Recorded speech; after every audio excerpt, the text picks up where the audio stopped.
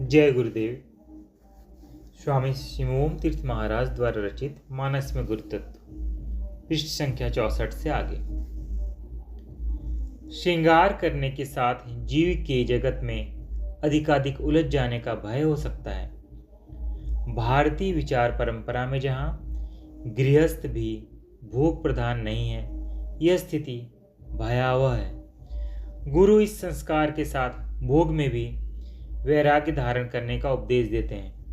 भोग को चित्त की केवल उद्दंड एवं चंचल वासनाओं को शास्त्र मर्यादा अनुसार शांत करने के लिए उपयोग किया जाता है, अन्यथा मनुष्य का लक्ष्य भोग नहीं वैराग्य है।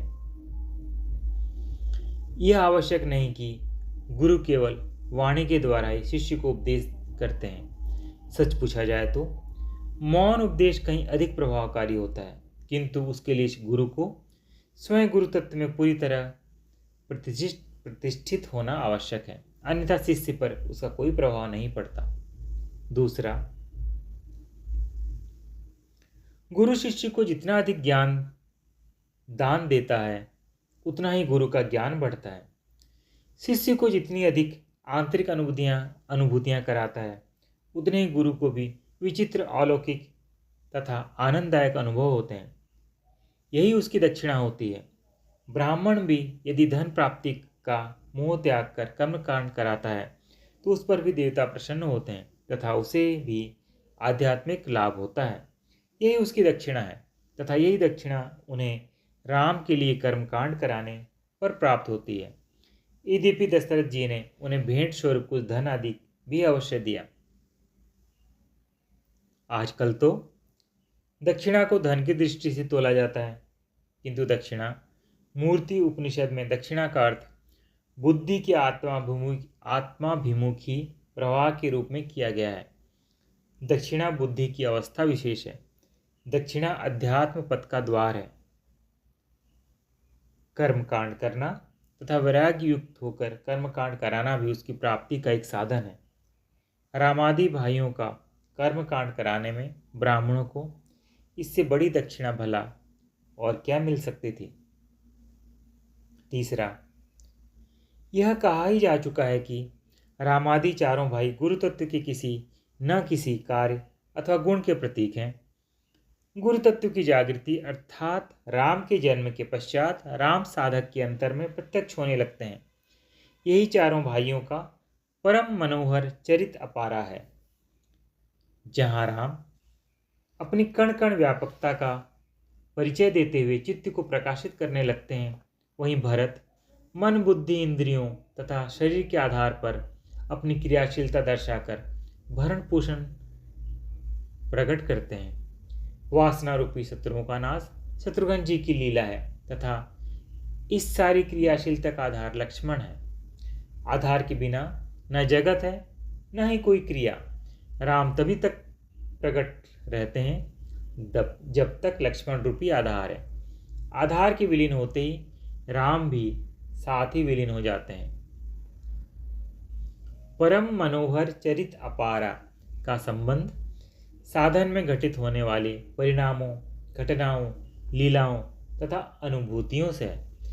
इन्हें केवल बाल लीलाएं ही समझ लेना विषय की गहनता की ओर से नेत्र मूंद लेना है। चौपाई।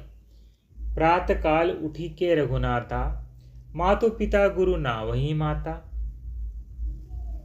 आयुसु मागी करही पुर काजा, देखी चरित हर सही मन राजा। अर्थ, श्री राम प्रातःकाल उठकर माता पिता और गुरु को माथा नवाते हैं तथा आज्ञा लेकर जगत का कार्य करते हैं। उनके चरित्र देखकर राजा मन में बड़े प्रसन्न होते हैं। राम जी के द्वारा जगत के मार्गदर्शन के लिए मर्यादाएं स्थापित की गई थी। उनमें से एक मर्यादा यह भी है कि प्रातः काल उठकर माता पिता तथा गुरु को माथा नवाकर अपना श्रद्धा भाव व्यक्त किया जाए। इन तीनों को परमात्मा के रूप में स्थापित किया गया है। यदि माता पिता तथा गुरु पास न हो तथा उन्हें प्रणाम करना संभव न हो, तो आंखें बंद करके उनका ध्यान करते हुए मन ही मन प्रणाम किया जा सकता है।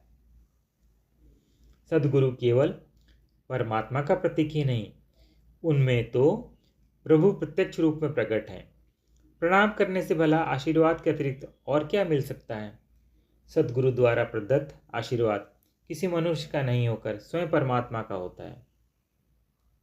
सद्गुरु का चित्त वासनाओं विकारों से शुद्ध होता है। इनका प्रत्येक भाव चेतन शक्ति की क्रिया रूप है। वह शिष्य के कल्याण की भावना उनके हृदय में उठती है तो वह किसी अपवित्र हृदय की तरंग मात्र नहीं होती, शुद्ध हृदय का उभार होता है। ऐसे आशीर्वाद में महान शक्ति होती है। वह शिष्य को कैसी भी कठिनाई से बचाकर ले जा सकती है। प्रणाम के साथ साथ शिष्य के हृदय में ऐसे भाव उठते हैं, हे गुरुदेव, मैं नादान बालक हूँ, आपकी ही शक्ति से शक्तिशाली हूँ। मुझ में कहीं इस शक्ति का मिथ्याभिमान पैदा न हो जाए। बुद्धि नहीं होते हुए भी जगत का प्रत्येक प्राणी अपने आप को अत्यंत बुद्धिमान समझता है। यही गति कहीं मेरा भी न हो जाए। मेरे पास जो कुछ भी आपकी धरोहर है, जो आपने कर्तव्य पालन के लिए मुझे प्रदान की है, इन सब में कहीं मुझे आसक्ति न हो जाए। मेरे सभी कर्म आपकी सेवा रूप ही हों, कहीं इन कर्मों के फल में मोहित न हो जाऊं। हे गुरुदेव, मेरी रक्षा कीजिए तथा ऐसी बुद्धि प्रदान कीजिए कि आपकी प्रसन्नता किसमें है, कौन सा काम आप किस तरह करवाना चाहते हैं, क्योंकि सभी कार्य आपके ही हैं, मैं तो केवल आपका सेवक हूँ। इस प्रकार मानसिक प्रार्थना तथा प्रणाम से शिष्य में श्रद्धा, नम्रता, भावुकता तथा सेवा भाव का विकास होता है तथा निराभिमानता आती है। प्रणाम का अर्थ अपने आठों अंग पृथ्वी, जल, वायु, अग्नि, आकाश, मन, बुद्धि तथा अहंकार श्री गुरु चरणों में समर्पित कर देना है। जैसा कि कहा जा चुका है कि गुरु की चित्त का भाव केवल मानसिक नहीं होकर चेतन सत्ता की कल्याणकारी तरंग होता है। गुरु की प्रत्येक भावना तथा आशीर्वाद के साथ गुरु की चित्त शक्ति का प्रसार होता है। वह शिष्य की मानसिक शक्ति को अधिकाधिक दृढ़ करने का कारण होती है, जो कि साधन तथा जगत के प्रत्येक कर्तव्य पालन में सहायक होती है। आज्ञा मांगकर ही सर्व कार्य करने का विशेष महत्व है। शिष्य का प्रत्येक कार्य तथा साधन गुरु की प्रसन्नता के लिए होता है, अर्थात गुरु प्रसन्नता अर्जित करना ही साधन है। यदि साधन तो शिष्य खूब करे किंतु अपने कार्यों तथा व्यवहार से गुरु को अप्रसन्न कर ले तो साधन फलीभूत नहीं हो सकता। यही प्रेम तथा समर्पण का रहस्य है। इसलिए शिष्य कुछ भी कार्य करने से पूर्व गुरु की आज्ञा मांगता है तो आज्ञानुसार ही कार्य करता है। शिष्य की गुरु भक्ति देखकर उसके माता पिता भी प्रसन्न होते हैं।